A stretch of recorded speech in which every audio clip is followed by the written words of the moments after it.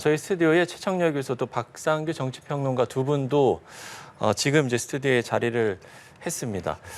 일단 최 교수님께 먼저 좀 질문을 드려봐야 될 것 같은데요. 지금 이제 최후 진술이 이제 윤석열 대통령의 최후 진술이 진행이 되고 있는데 일단 지금까지 이제 전해진 좀 발언들과 오늘까지의 여태까지 쭉 진행됐던 탄핵 변론을 쭉 보면서 드는 이제 교수님의 생각이라고 해야 될까요? 이 부분을 좀 들어보고 싶은데요. 총평을 들어보겠습니다. 지금 이제 대통령 측의 최종 진술 다 끝났고 그 이제 변호인 측 청구인 측 다 끝났어요. 대통령이 이제 최후 진술이지. 예, 그렇습니다. 대통령의 최후 진술 내용이 지금 자막에 나오고 있는데 정확하게 모르겠어요. 어떤 내용을 말씀하고 있는지. 네. 지금 나오는 거는 지금 한국형 미사일 방어체 구축 저런. 제가 일단 좀 전해드리면요. 네. 그러면 일단 비상계엄 83일이 지나서 가장 힘든 시간이다.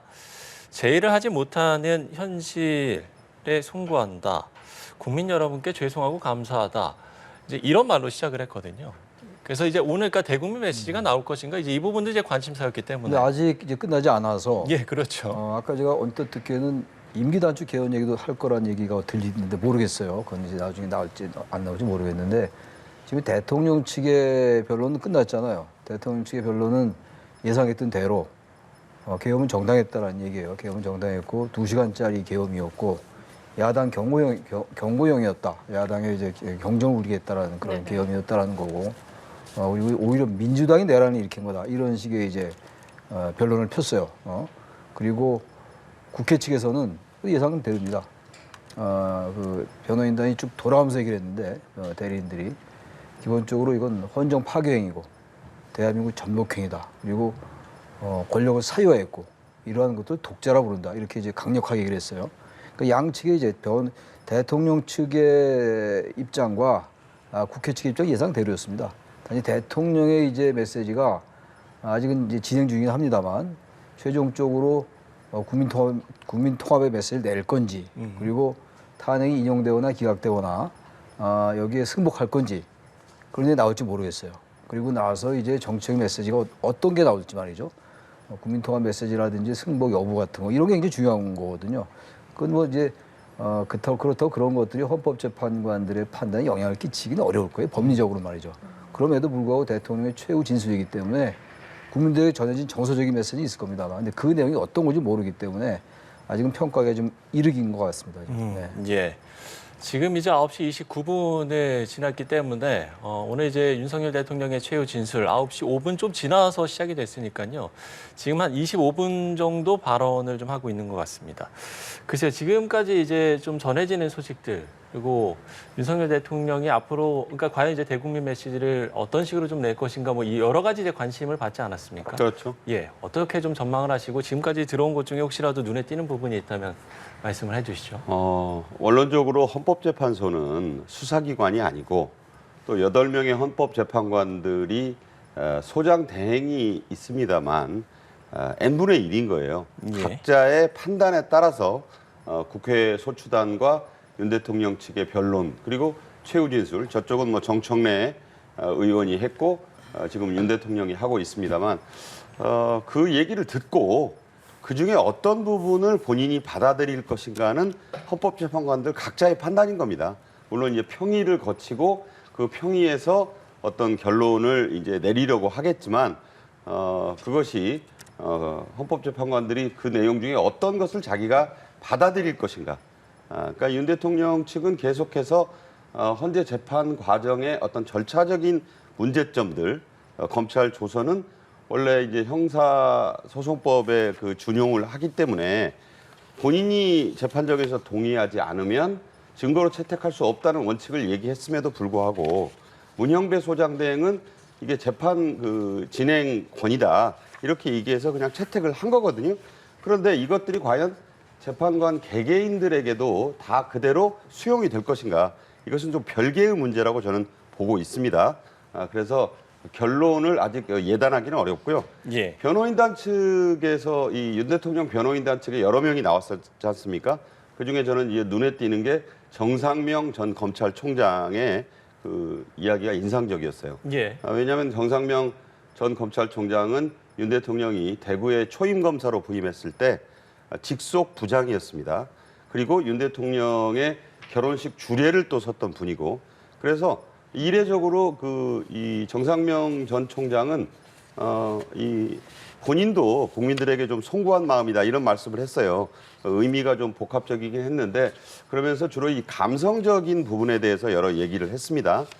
그것 역시 들으시는 분들에 따라서 그 얘기가 뭐 무슨 오늘 그 최우진술과 상관이 있어 이렇게 느끼시는 분들도 있을 거고 깊이 공감하는 분들도 있을 거라고 저는 봅니다. 그래서 오늘 자리는요. 예. 시비를 가리는 자리가 아니에요. 그러니까 양측이 다 할 얘기를 다 하는 자리입니다.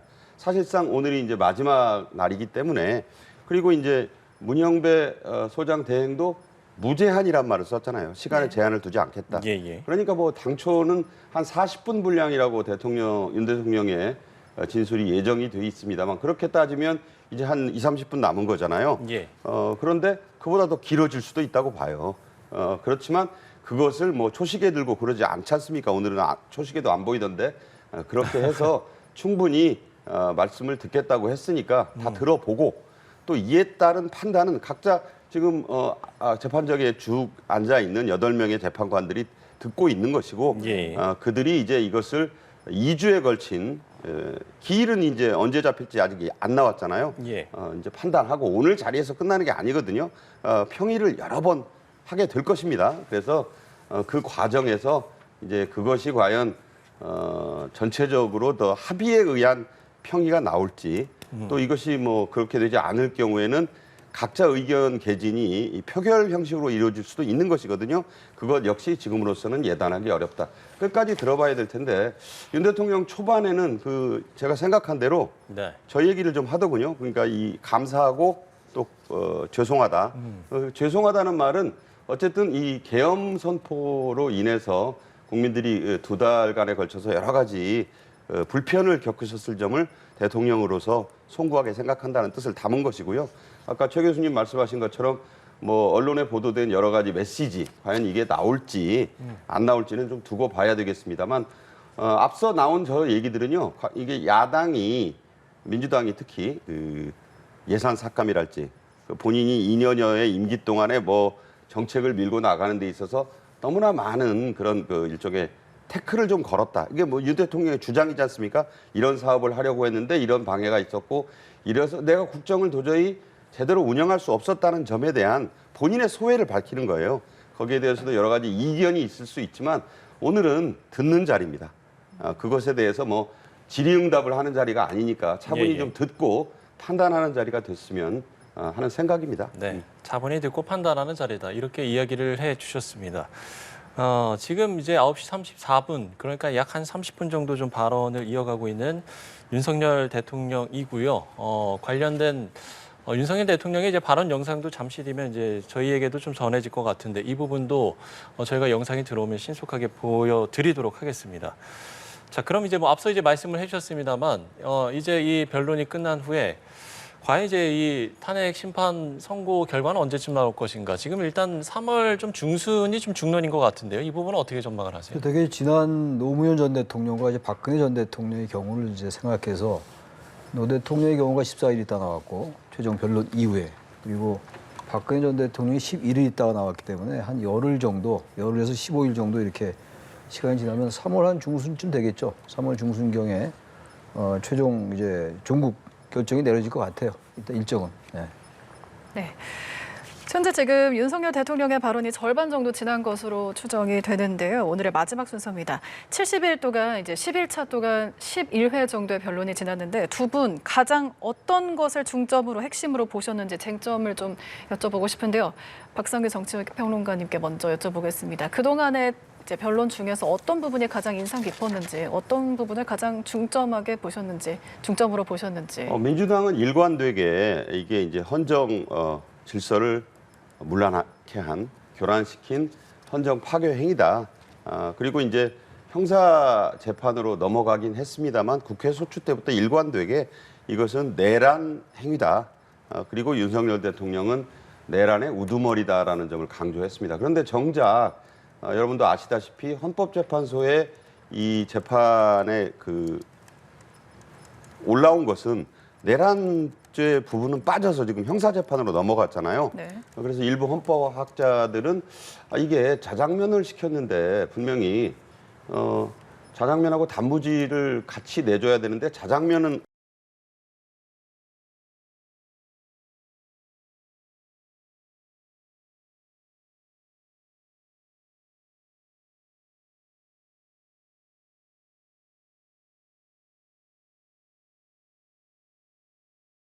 그 프레임을 내란죄로 가져가지 않았느냐. 그런데 정작 내란죄의 부분을 다루지 않았다는 점을 이제 이 윤 대통령 측은 계속 지적을 했고요. 그러다 보니까 이제 또 재판 진행에 있어서의 여러 절차적인 문제, 그것이 문제가 있다고 보는 측과 문제가 없다고 보는 측이 맞서 있기 때문에 그냥 그 절차적인 부분을 좀 지적을 하면서 너무 또 빨리 진행을 하면서 또 증인 신문을 아까 말씀드렸다시피 검찰의 수사기관의 신문 조서는 본인이 재판정에서 동의하지 않으면 증거로 채택할 수 없다. 이게 형사소송법의 원칙이고 이걸 준용, 말 그대로 갖다 쓰도록 돼 있는데 문영배 소장 대행은 그것을 그렇게 하지 않겠다. 검찰 신문 조서도 증거로 쓰겠다. 이게 이제 논란의 여지를 남긴 것은 사실이라고 저는 봅니다. 그건 뭐 재판 진행권이라는 이유로 그렇게 했어요. 그리고 헌법 재판관들끼리 합의를 거쳤다고 하니까 이제 그 부분을 같이 또 그 뒤에 저는 이제 그 홍장원 메모 그 부분을 뭐 물어보셨으니까 가장 좀 문제로 봅니다. 왜냐하면 어떤 중요한 사안이 있을 때 그 메모 한 장이 전국을 뒤바꾸는 경우가 많았잖아요. 그 뭐 전에 그 과거에 성완종 리스트의 그 메모 제가 취재 기자 때도 그 기억이 납니다만 그게 원본이 중요하거든요. 원본. 처음에 뭐라고 썼느냐. 근데 이게 어쨌든 그 내용을 정서했다. 뭐 다시 정리했다. 그러면서 이제 그 처음에 썼다라는 그 색깔의 펜 말고 다른 색깔의 펜이 들어간 것들이 방송 출연에도 한번 등장하고 또 빨간색, 파란색 펜이 들어간 것들이 나옴으로써 그게 오염까지는 아니더라도 가필 첨삭이 이루어졌을 의혹을 남겼어요. 그러니까 그렇게 좀 뭔가 윤 대통령 측에서 문제를 제기할 수 있는 그런 것. 그래서 홍장원 전 국정원 1차장은 2번이나 소환이 되지 않았습니까? 그 부분에서도 2번째로 소환될 때는 원래는 예정이 없었는데 2번째로 또 소환이 됐던 것은 헌재 재판관들 사이에서도 논란이 있었다고 봐야 되는 거예요. 이게 문제가 있는 것 같으니 한번 더 불러서 들어봅시다. 자, 이런 것들이 나중에 이제 그 재판관들이 어떻게 선고를 할지는 모르겠습니다만 저로서는 좀 아쉬움이 남는 대목이다. 이런 말씀을 드리고 민주당 측의 입장은 워낙 처음부터 끝까지 일관됐기 때문에 특별히 제가 뭐 언급할 게 없습니다. 네. 저도 좀 말씀을 해야 같은 되겠네요. 질문. 전체적으로 말씀하고 저는 짧게 얘기했는데 저도 길게 좀 얘기할게요. 네. 이게 뭐냐면요. 이 지금 헌재에 이 쟁점이 있어요. 몇 가지가. 첫째가 비상계엄선포의 위헌 불법성 여부. 그다음에 국무회의 심의 절차가 과연 적절했는가. 같은 얘기예요. 그다음에 포고령 1호의 위헌 위법성 여부. 예. 근데 군경을 동원한 국회활동 방해. 그리고 선거의 무력 점거. 선거관리위원회는 헌법기관입니다. 영장 없이 들어왔어요. 그다음에 정치인 등 체포 지시. 이게 쟁점들입니다. 예, 5가지 쟁점을 네, 얘기해 5가지 주셨습니다. 쟁점이고. 예. 내란죄 말씀하셨는데 내란죄 말도 제가 여러 번 말씀드립니다만 내란죄가 처음에 여기 5개 들어가 있지 않고 국회 탄핵소추에 들어가 있어요. 단지 여기서 그 내란죄 철회란 5글자로 얘기하는데 이 5개가 내란에 관련된 거겠죠? 앵커님. 네. 그렇죠.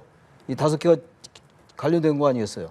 그런데 이 5개를 헌법과 기헌법과 형법을 따져보자고 그랬던 거예요. 근데 형법까지 따지기 너무 시간이 많이 걸리니까 헌법과 기헌법 여부만 따져보자고 그런 겁니다. 이 형법을 따지는 건 형사재판을 다루자 이렇게 된 거예요. 이거 자꾸 내란죄 처리했다고 그게 잘못됐다고 말씀드리는 거고 네네. 그 다음에 이게 형사정보 중요한 말씀하실 때 저도 좀 말씀드릴게요. 저는 짧게 말씀드리려고 하는데 길게 말씀하시니까 저도 길게 좀 얘기해야 되겠어요. 여기 헌재 성질에 반하지 않는 한도 내에서라고 정확히 단서가 나와 있어요. 헌재의 성질에 반하지 않는 한도 내에서 형사소송법을 준용한다. 아무런 문제가 없어요. 계속 지금 국민의힘이나 이 대통령 측에서는 이걸 문제 삼는데 이것뿐만이 아니에요. 지금 계속 절차를 문제 삼고 있는 거 아닙니까? 제가 그제 계속 이제 보도를 보니까 계속 영장 쇼핑 얘기가 나와요. 영장 쇼핑 얘기가. 영장을 중앙지법에서 기각이 됐는데 서부지방법원에서 기각되게 되면 받았다. 그 영장 쇼핑한 거 아닙니까? 그리고 이제 영장을 신청했냐 그랬더니 그 선관위 직원이 국회 파견된 선관위 직원 아니 선관위가 아니라 이제 그 법원 직원인 것 같은데 체포영장이라는 생각을 안 했는지 어쨌든 영장을 신청하지 않았다. 이게 거짓말이 된 거예요. 저번에 그거는 그 직원이 실수한 것 같습니다. 해명해야 되고. 단지 이제 굳이 그 직원을 변호한다면은 체포영장에 관련된 질문들이었기 때문에 체포영장은 중앙지법에다가 신청하지 않았다고 얘기했던 거예요. 중앙지법에 신청하지 않았죠. 중앙지법에 신청했던 것은 수색영장과 통신영장이었어요. 어제 오늘 근간에 계속 그 얘기를 하고 있더라고요. 영장 쇼핑 얘기를. 하루 종일 그걸 하고 있더라고요.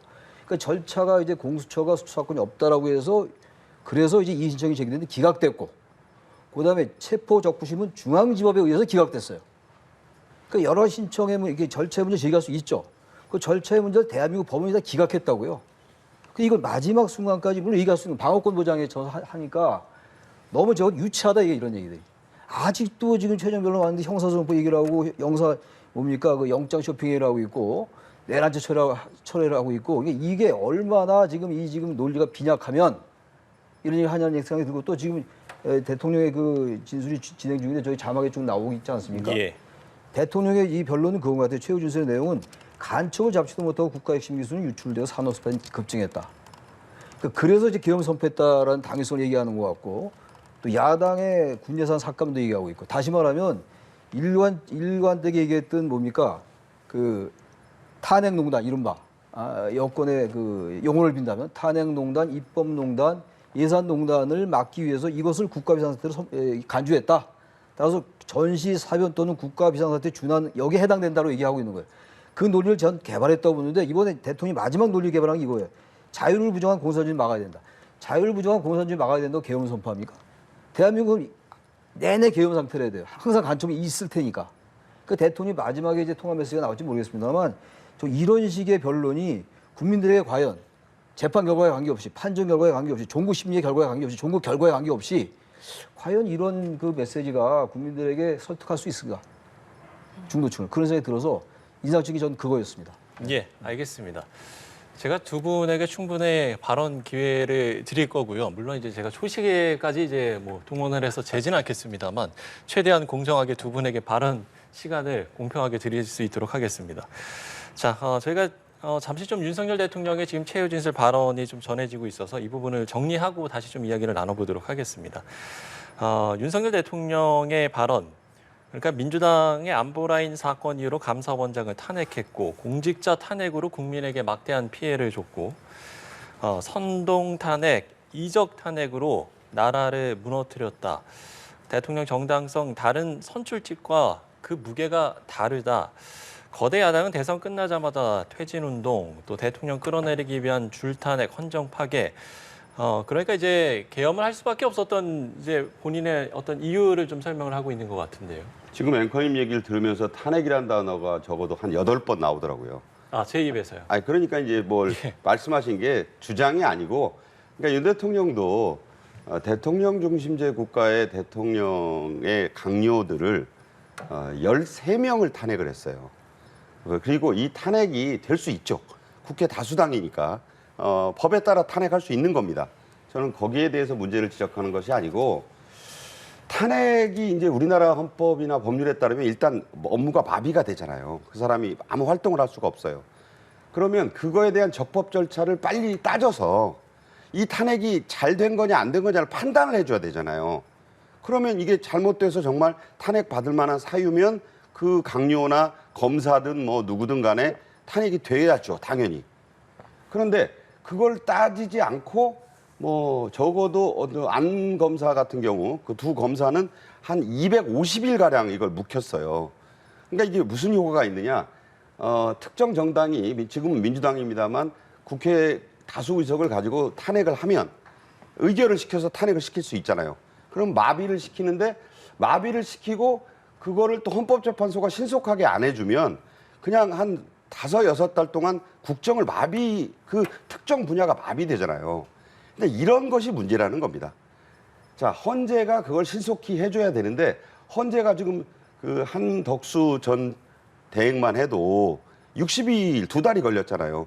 근데 이 지금 일각이 여삼추 같이 중요한 국정을 운영하는데 지금 뭐 아시잖아요. 트럼프 대통령 취임 이후에 세계가 얼마나 이 급박하게 움직이고 있는데 그러니까 이게 한 달만 마비가 돼도 그러니까 마비가 되고 그 마비 자체의 문제가 아니라 탄핵은 할 수 있습니다. 그런데 그것이 계속 이어지면서 누적이 되면 국정 자체가 마비된 건 사실이잖아요. 이거 대한민국이 아니고 대행민국이란 말이 나올 지경이 됐잖아요. 그러면 해소를 시켜줘야죠.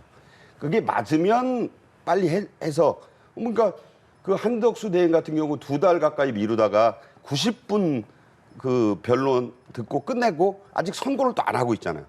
대통령 선거가 중요하니까 그걸 감안하더라도. 근데 그게 한덕수 대행의 예뿐만 아니라 다른 장관들까지 쭉 생각해 보면 13명을 했어요. 2년 반 동안. 대한민국 건국 이래 이 초단 시간에 이렇게 많은 탄핵이 이루어진 것은 없었다. 탄핵은 할 수 있다는 말씀을 분명히 드립니다.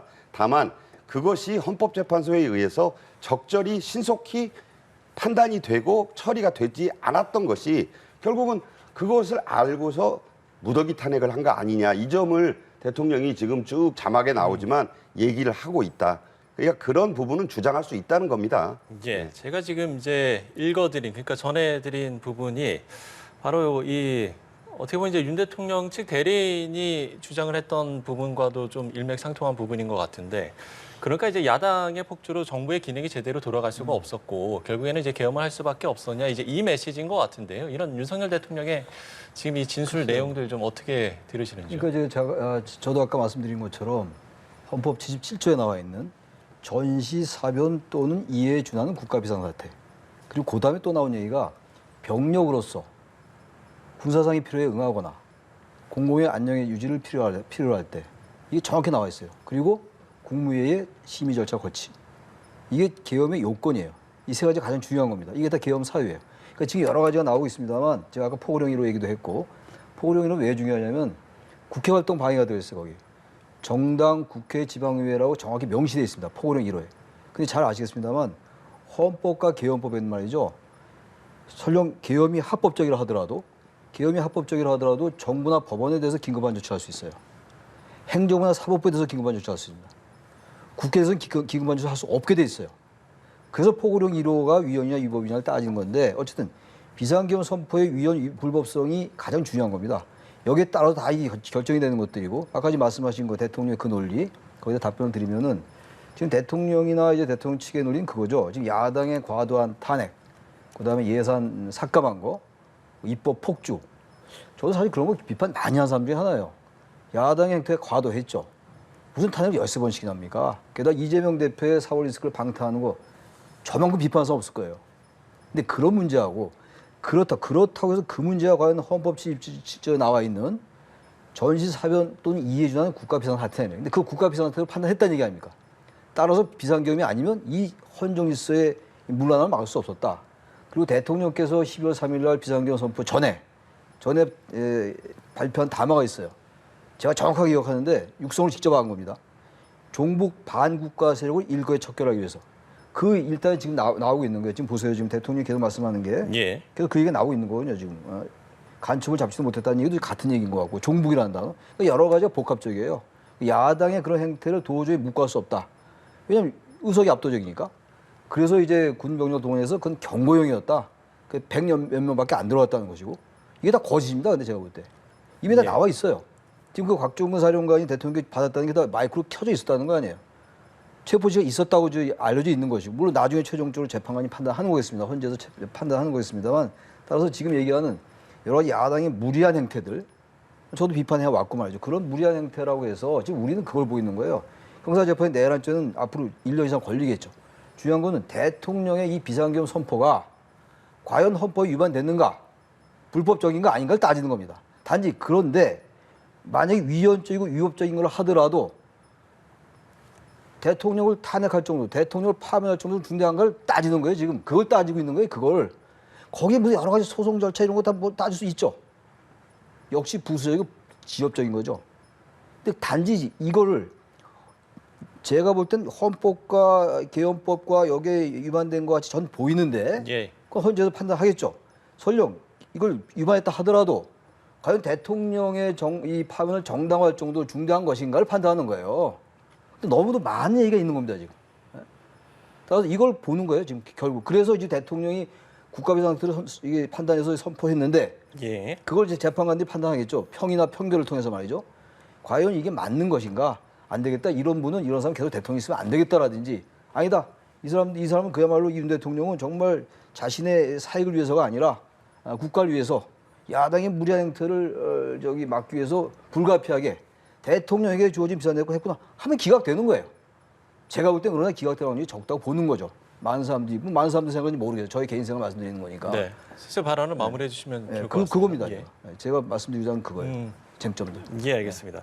자, 그런가 하면 이제 추가적으로 또 전해지는 내용이 선관위는 북한으로 해킹당해 또 일부 점검 결과 보안 문제 드러났다. 투명한 점검을 위해서 이 선관위로 인력을 이제 파견한 것이다. 이렇게 조치를 내린 것이다. 이렇게 지금 밝히고 있는 이 부분인데 사실 이제 이 부분은 오늘 이제 국회 측이 종합변론에서 선출된 대통령 스스로 선거 공정성에 의문을 제기하는 거 아니냐. 이제 이렇게 이야기도 하긴 했었거든요.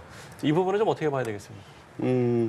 국회 측의 그 소추 이유는 뭐 일리가 있죠. 그리고 이제 부정선거에 관한 것은 밝혀진 것과 밝혀지지 않은 게 있지 않습니까? 밝혀지지 않은 부정선거 의혹을 무리하게 사실처럼 얘기하는 것에도 저는 분명히 문제가 있다고 봅니다.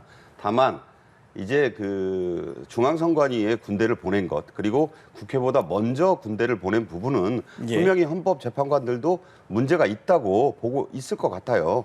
그 부분에 대한 판단이 따로 있을 것입니다. 그러나 그것이 이 중앙선관위에 가서 뭐 어떤 서버를 가져온다든가 뭐 제대로 된 자료를 가져온 게 없어요. 시도를 했는데 안 됐던 거잖아요. 그런 부분도 봐야 된다라는 생각은 들고 주장을 할 수는 있죠. 부정선거를 규명하기 위해서. 그런데 그 전에 대통령 재직 시에는 잘 안 됐기 때문에 예. 이런 비상한 조치를 통해서 하려고 했다. 그걸 그 라인을 따라가면서 들으면 이해하시는 분은 이해하실 수 있고 그렇다고 그걸 해 아까 우리 최 교수 말씀하셨지만 그렇다고 계엄을 그것도 이제 군사력이 동반된 계엄 조치를 한단 말인가? 이렇게 문제를 제기하는 분들에게는 또 그게 그렇게 수긍이 되는 거예요. 그래서 이 헌법재판소는 아까 말씀드렸다시피 대단히 정치적인 사법기관입니다. 그래서 여론이라든가 여러 가지 결과에도 영향을 받아요. 이게 우리나라만 그런 게 아니고 그 원조랄 수 있는 독일이나 이런 데서도 헌법재판소는 원래 그 정치적 상황을 고려합니다. 그래서 저는 이제 이 헌재 심판 과정 속에서 쭉 나온 여론조사의 수치, 그건 뭐 구체적으로 말씀은 안 드리겠어요. 예. 여러분들이 다 아시는 내용이니까 그게 압도적이진 않아요. 물론 다수이긴 합니다.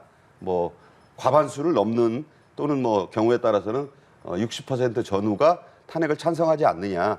그러니까 마땅히 탄핵돼야 된다라고 하는 분들이 있는데 헌법재판소의 이 선고는요. 총선이나 뭐 그런 것처럼 한 표만 많아도 이기는 그런 거는 아니잖아요. 그러니까 8분의 재판관이 평의를 해서 어느 쪽으로 결론을 내리고 요새 지금 최근 나오는 얘기를 보면 기각과 인용과 기각만 있는 것은 아니고 각하하는 의견도 지금 일부 제기가 되더라고요. 이게 무슨 얘기냐? 아까 말씀하셨던 것처럼 왜 본질을 말하지 않고 자꾸 절차를 얘기하느냐. 절차도요, 굉장히 중요해요. 형사법이 있으면 형사소송법이, 제가 법조 전문가는 아닙니다만 왜 그런 소송법을 중요하게 여길 것인가.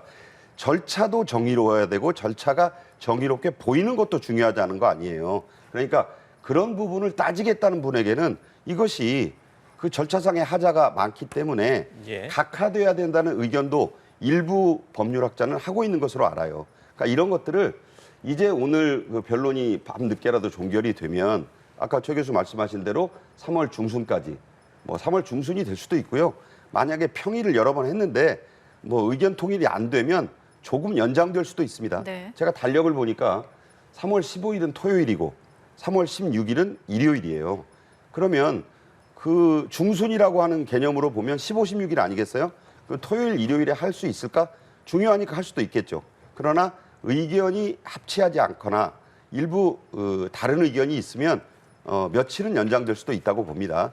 그래서 못 박은 건 아닌데 다만 저는 이 점을 좀 중요시하게 봐야 된다고 봐요. 오늘 끝나고 나면 2, 3일 안에 문영배 소장 대행이 평의 결과를 통해서 선고 기일을 잡을 거예요.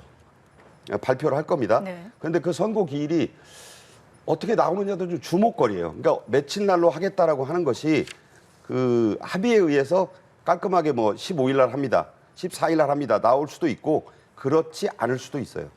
예. 안 한다는 뜻은 아니고 그런 부분들은 과연 헌재내에서 의견 통일이 되고 있는가 여기에 대해서 여러 가지 얘기들이 또 있습니다. 제가 이 자리에서 뭐 확증 없이 말씀드리는 건 그러니까 조금 늦어질 수도 있겠다 이런 생각도 해봅니다. 네, 마찬가지로 최 교수께도 발언 기회를 드리겠습니다.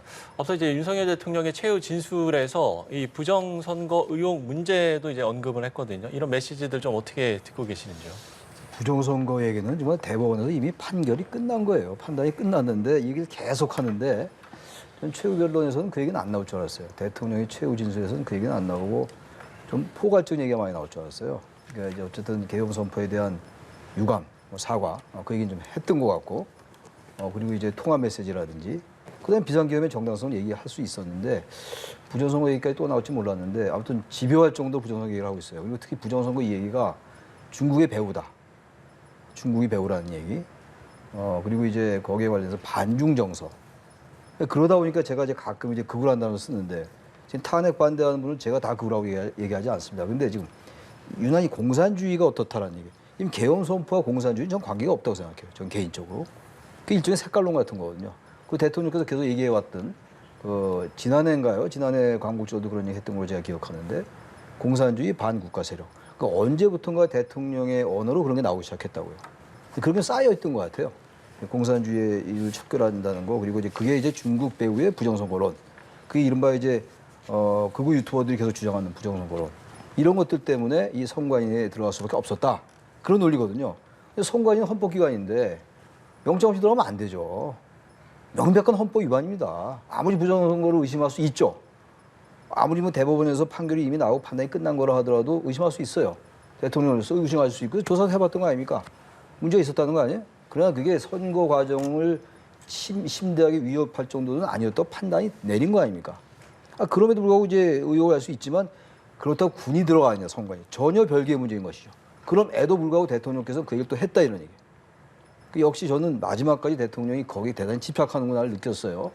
근데 저는 저런 부분들이 뭐 이제 와서 헌법재판관들의 판단이 흔들리게 해서 지금 사실 이 평결이라는 것도요. 그래서 업데이트를 해온 거예요. 이거 딱 끝나고 쓰기 시작하는 게 아니고 계속 써왔던 겁니다. 써오고 이제 조금씩 거기다 보태는 거라서 저는 시간이 그렇게 많이 안 걸리고 2주쯤 걸린다는 거 아니겠어요? 제가 볼 때 그래서 부정선거론 저 부분은 계속 얘기 나왔던 부분이고 절차의 문제도 계속 얘기 나왔던 부분이에요. 절차의 문제도 대한민국 법원에서 해결이 저 왔어요. 그러면서 그럼에도 불구하고 계속 제기하고 있는 건데 뭐 제기하는 건 자유니까. 그럼에도 불구하고 어쨌든 마지막까지 저런 얘기를 한다. 그러나 저런 얘기들이 글쎄 얼마나 많은 사람들에게 뭐 탄핵을 반대하는 분들에게는 상당히 와닿을 수 있을지 모르겠습니다만 부정선거는 저에게는 참 무망한 얘기다라고 저는 개인적으로 생각합니다. 네. 윤석열 대통령의 최후 진술이 현재 이어지고 있습니다. 또 정리를 한번 해드리자면 국회의원 체포는 터무니없는 주장이다. 계엄 해제를 늦춰도 전 세계가 지켜봤다. 의원을 끌어내라 한 주장은 앞뒤가 맞지 않다. 국회 관계자는 수천 명이었지만 군 병력은 106명이었다. 민간인을 폭행하거나 위해하지 않았다. 비상계엄 불법 내란으로 둔갑시켜서 탄핵에 성공하려 했다 등의 말을 하고 있는 것으로 확인됐습니다. 윤석열 대통령의 최후 진술이 오늘의 마지막 순서인데요. 이전에는 정청래 법사위원장의 최후 진술이 있었습니다. 이를 어떻게 들으셨는지도 좀 궁금한데요. 정청래 위원장은 윤 대통령은 파면돼야 한다고 말했습니다. 어떻게 들으셨는지 먼저 여쭤보겠습니다. 뭐 정청래 법사위원장은 뭐 국회에서도 숱하게 얘기를 했고 여러분도 기억하시는 뭐 사형 선고 받을 테니까 걱정하지 마세요. 그 설화를 일으킨 분이 아니겠습니까? 물론 뭐 나중에 사과는 했습니다만 한번 뱉은 말이니까 그런 생각이 지금 있겠죠. 사형 선고 당할 테니까. 그러면 이제 이 헌재 재판 얘기하는 게 아니고 형사 재판 내란죄에서 우두머리로 의율될 테니까 형사 재판에서의 내란 우두머리죄는 딱 세 가지밖에 없어요. 사형, 무기징역, 무기금고. 그런데 이제 사형을 받을 테니까 걱정하지 마세요. 그 얘기를 들었을 때 저는 상당히 전율을 느꼈었거든요.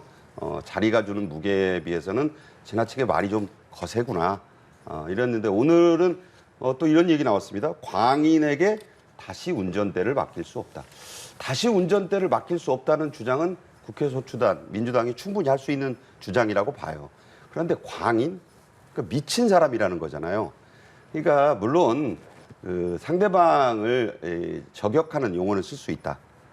그리고 상당히 뭐 그렇지만 이게 좀 전 세계로 나가는 그런 그 보도고 중계인데 그러면 대한민국의 현직 대통령이 아직 그 결론이 내려지지 않았는데 미친 사람이다. 이렇게 표현하는 거는 좀 너무 지나쳤다고 생각해요. 그것도 뭐 사소한 그 표현 가지고 뭐 그러느냐 하면 제가 또 드릴 말씀은 없어요. 그러나 대단히 중요한 표현인데 그런 것들이 이 마지막 자리에까지 와서 그 인신공격에 가깝게 나온 것은 좀 유감스럽습니다. 좀 품격 있는 마지막 그 자리가 되었으면 하는데 그 오게티라는 생각도 좀 들었고요. 민주당의 정청래 그 법사위원장은 뭐 새삼스러울 게 없어요. 마땅히 파면돼야 되고 8대0 전원일치 인용을 지금 주장하고 있는 분이니까 거기에 부합되는 사실관계를 그래서 사실 길지도 않았어요. 그 내용 자체도 그랬고 그동안 했던 내용을 뭐 번복하거나 한 내용이 전혀 없기 때문에 내용도 짧았고 내용은 그렇게 그 정 의원의 말에 동조하시는 분에게는 100% 수긍은 됐을 것이다. 그러나 그렇지 않은 분들에게는 또 고개를 갸웃거리게 만드는 대목도 좀 일부 있었다. 그렇게 봅니다. 네, 같은 질문 최 교수께도 드리겠습니다. 정청래 위원장의 발언. 네, 네. 정청래 의원 얘기 중에서 맨 마지막에 얘기가 좀 인상적이에요. 아까 그런 얘기들도 뭐 의미가 있다 하더라도 뭐 언어의 문제니까 피청구인 파면은 대통령 헌법 준수를 상기시킨다는 얘기. 그리고 또 하나가 대통령 파면 결정은 오직 법치주의 회복의 결단이다. 민주주의와 헌법의 수호를 위해서 신속하게 파면해야 된다. 이 얘기가 대통령 소추단이 하고 싶은 얘기입니다. 이 얘기를 대변한 거예요. 그리고 여러 얘기를 하긴 했습니다만 다 듣던 얘기들이고 대통령 윤석열은 파면되어야 한다는 그 요지예요. 그 요지를 쭉 얘기했던 거죠. 그리고 이게 최후 진술이기 때문에 국회 측이나 대통령 본인의 최후 진술이란 말이에요. 노무현 전 대통령과 박근혜 전 대통령은 최후 진술에 나오지 않았었죠. 변호인이 대독했었거든요. 네. 이건 본인 직접 육필로 쓰고 직접 작성해서 이제 직접 육성으로 얘기하는 거란 말이죠. 그만큼 절절한 게 있는 것 같아요. 대통령은. 그러니까 이제 대통령이 얘기하는 건 계속 그거잖아요. 이게 그 당시에 비상사태였다. 근데 이제 정청래 의원의 얘기 중에 하나가 피청구도 20여 차례 법안 거부권 행사했다. 그것도 과도한 제2요건이었어요. 이쪽이 입법도 과도하게 했다면 거기다 거부권은 과도하게 한 거예요. 양쪽에다 권한 행사했다. 좀 일리가 있는 얘기 같아요. 어차피 대한민국 입법부와 행정부가 정면을 충돌했던 겁니다. 좀 다른 얘기로 한단 말이에요. 이게 여소야대 정부에서 나올 수 있는 얘기들인데 유난히 심했죠. 그만큼 우리 정치가 적대적이라는 걸 아주 상징적으로 보여줬던 거예요. 법안 통과시키는 족적 거부권 행사했단 말이에요. 제2요건. 그럼 또 여전히 또 재표를 다시 부결시키고. 이게 다람쥐 쳇바퀴로 돌아왔어요. 근데 그래서 비상계엄이 나왔다는 거에 전 동의하지 못한다, 개인적으로. 그러나 이건 대통령의 주장이고 정청래 의원의 주장이니까. 하여튼 이런 부분들이 적어도 이러한 분이 그야말로 대통령을 계속하는 게 맞는가에 대한 논의 전개였다. 그렇게 평가를 합니다. 정청래 위원장의 발언에 대해서 말이죠. 네. 예. 첨언하실 부분 있습니까? 다 구구절절 옳으신 말씀이고요. 예. 다만 제가 말씀드렸다시피 오늘 그 하루 종일 이루어진 저 자리는 역사에 기록됩니다. 그리고 이 자리를 뭐 처음부터 끝까지 다 또 들으신 분은 없어요. 중계된 것도 아니고 그러나 이제 보도가 될 겁니다. 예. 그러면 중요한 여러 시사점은 우리에게 주고 있다. 아까 최 교수님 좋은 말씀하셨는데 과도한 탄핵과 과도한 거부권 행사. 근데 다 법에 있는 것들이에요. 그러니까 법에 있어서 국회가 거대 의석을 갖고 있는 민주당이 법안을 회전문처럼 뭐 어떤 특검법은 또 들어가자마자 돌아 나오고 자구 하나 안 고치고 이렇게 계속 하잖아요. 그러면 또 이쪽에서는 이제 그걸 막기 위해서 계속 재의결해서 부결을 시켜왔는데 108석밖에 안 되다 보니까 이게 뭐 어떤 때는 6석이 됐다가 가장 근접했을 때가 기억하시겠지만 2석까지 달라붙으니까 한 번, 두어 번 더 밀면 통과되겠는데 이런 이제 농담이 나올 정도로 그냥 지켜보는 국민들이 과연 대한민국에는 이 정글의 정치밖에 없는가? 이게 뭐 완전히 그 육식 정치밖에 없는가? 그러니까 왜냐하면 정치의 장이 없어요. 제가 전에 이 계엄 사태 전에 우리 최 교수 모시고 토크할 때도 그런 말씀 드렸는데 왜 정치가 없는가? 80여 석을 가진 YS DJ 시절의 민주당 그때 야당도 의석이 80석 남짓이었는데 정치를 했어요. 그때 그 의석이 적다고 하는 얘기가 안 나왔던 걸로 저는 기억을 합니다. 예. 그래서 자 108석이면 작은 의석이 아니고 192석 물론 뭐 민주당까지 해서 야오당의 의석이 그렇지만 어마어마한 의석이잖아요. 그러면 192석이 108석 보고 꿇어라라고만 해야 되는가? 그리고 108석을 가지고도 충분히 그 운용의 묘를 발휘할 수 있는데 윤석열 대통령이 대통령 중심제 국가의 대통령이니까 야당 대표와 허심탄회하게 만나서 주고받는 이른바 협상의 정치. 요새 트럼프 대통령 보세요. 젤렌스키와 푸틴과의 절묘한 그걸 뭐 평가를 좋게 하는 분도 있고 너무 그 장사꾼 같다고 하는 분도 있습니다만 예, 호불호가 있습니다. 뭐 예. 어쨌든 저는 정치와 협상은 동전의 앞뒷면 같은 것이다. 협상이 나쁜 게 아니잖아요. 그 뭐 영어로 딜하면 그게 나쁘다고 하시는 분들도 있는데 정치는 협상의 예술이란 말도 있어요. 저는 왜 이런 그 얘기를 하냐면 왜 대한민국 정치가 이 벼랑 끝 백척의 장대 끝에 서서 한 발을 내딛는 이런 결단의 순간까지 와야 됐었던 것인가. 서로가 참 불행하구나. 그런 그 개탄을 저는 하면서 이 최후 진술과 오늘 마지막 최종 그 진술을 바라보고 있습니다. 예, 최 교수님께서도 하실 말씀이 있으실 것 같은데요. 대통령께서 지금 직무를 복귀한다면 미래 세대 위한 개헌에 집중한다. 저기 자막에 나오네요. 네. 제가 아까 들은 얘기가 저 얘기인 것 같은데 저기 말하자면 이제 기각되면 개헌하겠다는 얘기잖아요. 저 얘기는 상당히 미래지향적이긴 해요. 근데 저 얘기는 저거는 이제 인용이 되면 저건 할 수가 없는 거죠. 대통령이 개헌을 추진하기 어려운 건데. 저 얘기가 어떻게 받아들일지 모르겠네요. 이미 시작부터 정치개혁 추진 계획을 했고 또 개헌을 만약에 기각되면 복귀하면 대통령직에 복직하면 직무에 복귀하면 개헌을 추진하겠다는 얘기고 아까 그 전에 나온 얘기가 이제 시대에 맞지 않는 87 체제를 극복해야 된다 이 얘기를 했어요. 네. 그 대개 이제 전망 중에 하나가 하야 얘기를 할 것인가 안 할 것인가 그리고 임기 단축 개헌 얘기가 나올 건가 안 나올 건가에 대한 설왕설래가 있었어요. 오늘 하루 종일. 근데 지금 개헌 얘기 나온 거예요. 지금 하야 얘기는 당연히 안 나왔을 거고 안 나올 거 같고 마지막까지. 오늘 저 지금도 87 체제 개선하겠다는 얘기가 나오는 걸 봐선 어제 이 상황에서 지금 이게 구조적으로 대한민국 헌정 체제 자체가 지금 87 체제 때문에 문제가 있다. 그 인식을 갖고 있는 것 같아요. 저 개헌 얘기는 사실 많이 나왔던 얘기들이에요. 지난번 야당이 제의안하고 또 국민의힘이 거부한 적도 있고 이번에 또 이제 국민의힘에서 개헌에 대해서 적극적으로 이런 상황입니다. 지금 그 얘기를 한 거라 저 얘기 자체는 의미가 있다고 생각해요. 단지 저게 전제 조건이 직무에 복귀할 때 가능한 얘기니까 네. 강력하게 이제 직무 복귀를 원하고 있고 대통령은 아마 윤 대통령은 지금 기각될 가능성을 가지고 있다고 생각하는 것 같아요. 뭐 알 수 없죠. 결과를 봐야지 하는 거니까. 저건 상당히 인상적이라고 생각합니다. 예. 저도 한 말씀만 예. 드리고 싶은 건 저 자막을 지금 최 교수님 자세히 설명하셨으니까 새로운 게 좀 눈에 띄어요. 뭐냐면 임기 시작부터.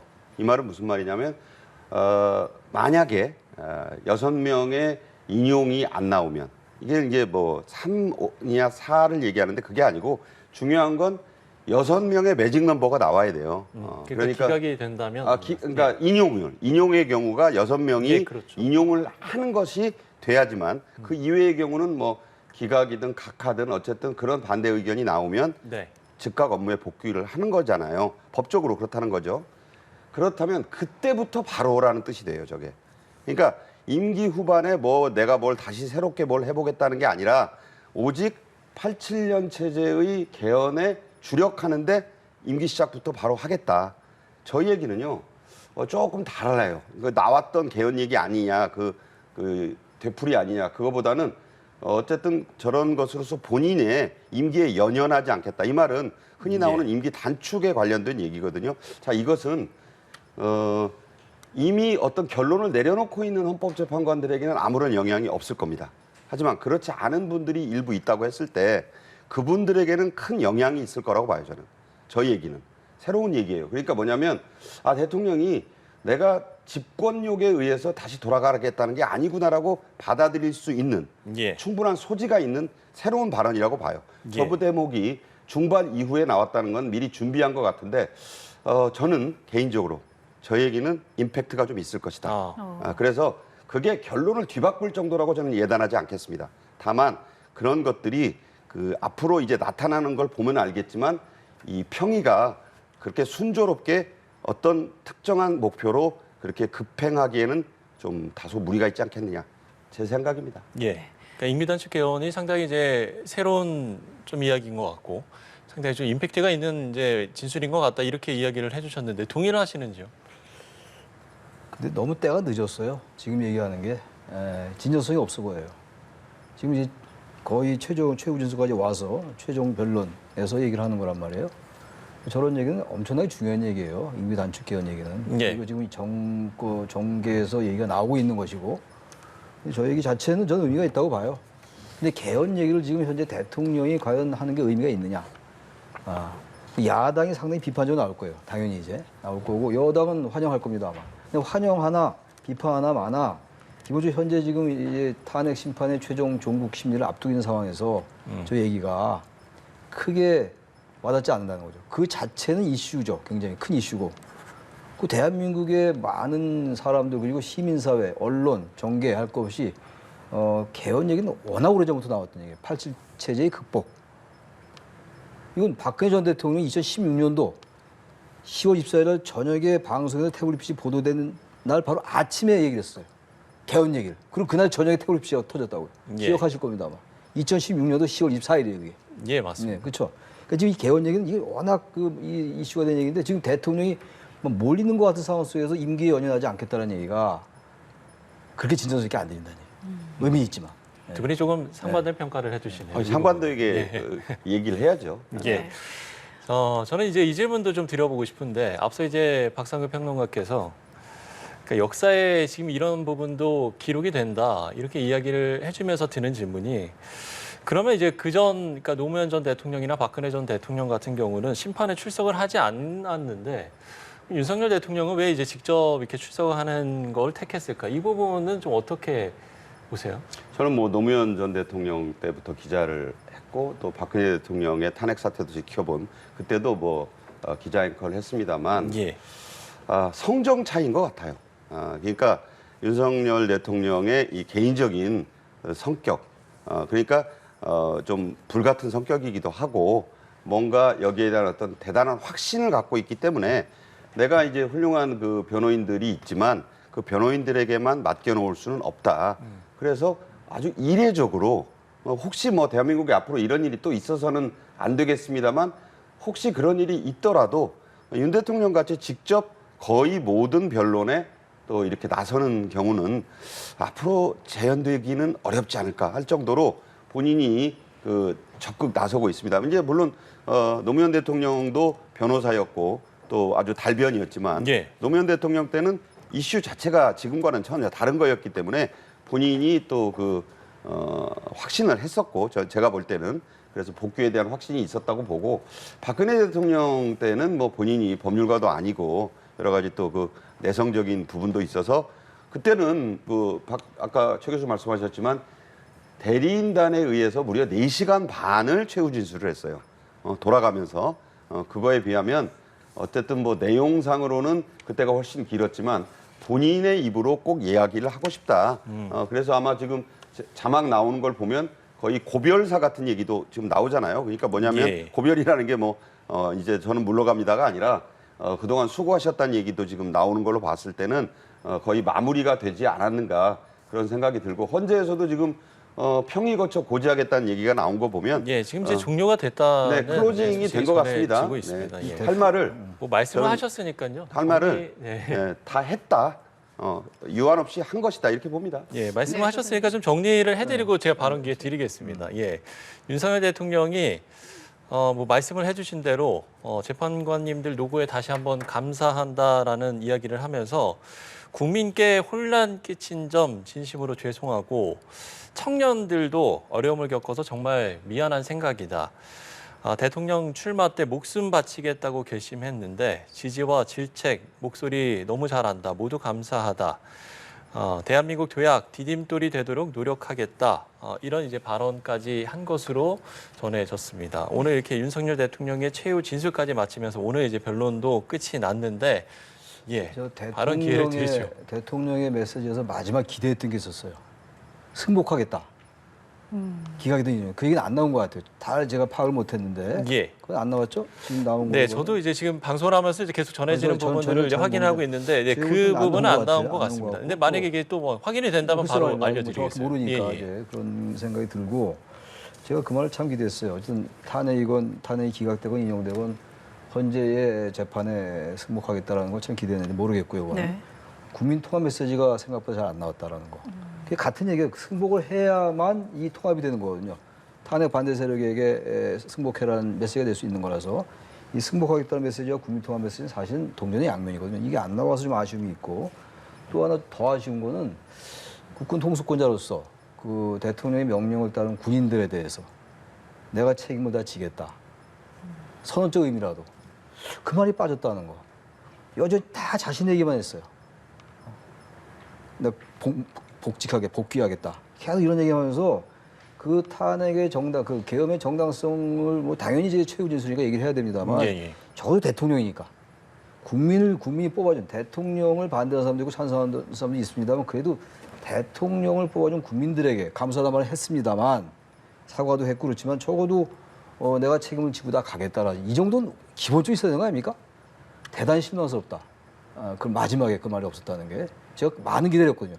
저 이 말은 나와야 된다. 승복하겠다는 말과 국민 통합의 메시지와 그 말과 책임지겠다 내가 특히 군인들에 대해서는 선처해 주시오. 그 정도 나와야 되는 게 아닌가 생각했었는데 그건 좀 아쉬운 점이 있습니다. 개인적으로 말이죠. 예. 혹시 아쉬운 부분이라든지 아니면 지금 이제 총 이 최후의 진술 내용들이 전해지고 있으니까요. 모든 내용을 다 담을 수는 없었겠지만 최 교수 말씀하신 데는 특히 군인들에 대한 노고라기보다는 나로 인해 어쨌든 이렇게 고초를 겪는 군 관계자들에게는 좀 더 특별히 미안하다 이런 얘기를 하셨으면 더 좋았겠다 이런 얘기는 하고 해야 됐다고 저도 생각을 하고요. 승복 얘기를 굳이 안 했다는 부분이 확인을 더 해봐야 되겠죠. 네. 그렇겠죠. 그 얘기 저희도 없었는지 이제 방송을 하면서 전해지고 있는 그렇죠. 부분이니까요. 그런데 예. 이제 그 얘기가 만약 중요한데 아마 자막을 만드는 분들도 그 얘기가 있었으면 분명히 넣었을 것 같아서 예. 아마 특별한 언급은 없었던 것 같아요. 근데 그것이 뭐 승복하지 않겠다는 밑자락을 깔았다. 또 그렇게 또 일각에서 주장하실 것 같은데 그거는 좀 나간 해석. 물론 이제 최 교수 말씀은 그런 얘기를 언명했더라면 더 좋았지 않았겠느냐 이런 아쉬움인데 1시간도 안 되는 연설에 모든 걸 다 담을 수는 없었겠고 국민 여러분께 송구하고 불편을 끼쳐드려 죄송하다는 그 큰 틀의 말 속에 녹아 있는 것으로 이해를 하면 어떨까 이런 생각 해봤습니다. 헌법재판소에서 윤 대통령의 탄핵 심판 변론이 종결됐다는 소식 전해드리면서요. 헌재는 선고 기일 재판부 평의 거친 후 고지하겠다라고 이렇게 발표했습니다. 저희가 이에 대해서 좀 어떻게 앞으로 예상을 해야 할까요? 글쎄 이제 앞으로 이제 평의를 매일 할 겁니다 아마. 네. 재판관들이 매일 회의를 할 거예요. 여러 예. 가지 증거나 여러 가지 자료 같은 것들 이제 보겠죠. 네. 매일 평의를 할 거고 그리고 제가 알기로는 마지막 날 평결이라는 걸 거칠 겁니다. 평의를 하고 평결을 한 다음에 마지막에 가서 그걸 표결로 할지 거수로 할지 뭐 그거는 그 재판관들만 아는 겁니다. 그건 비공개예요. 완전히 비공개입니다. 재판 연구관들도 못 들어가요. 재판관 8명만 하게 돼 있어요. 회의는. 그걸 밖에 공개도 안 됩니다. 그건. 네. 공개도 안 되는 건데 그리고 평의와 평결을 거치고 과연 뭐 6대 0이 될지 아니 8명이 6대 2가 될지 8대 0이 될지 5대 4 될지 아무도 몰라요. 5대 3이 되면 기각이에요. 6대 이제 2가 되면 이제 인용이고 뭐 그런 건데 5대 3이 되면 기각입니다. 네. 5명이 탄핵의 인용에 찬성했어도 5대 예. 3이면 그건 기각이거든요.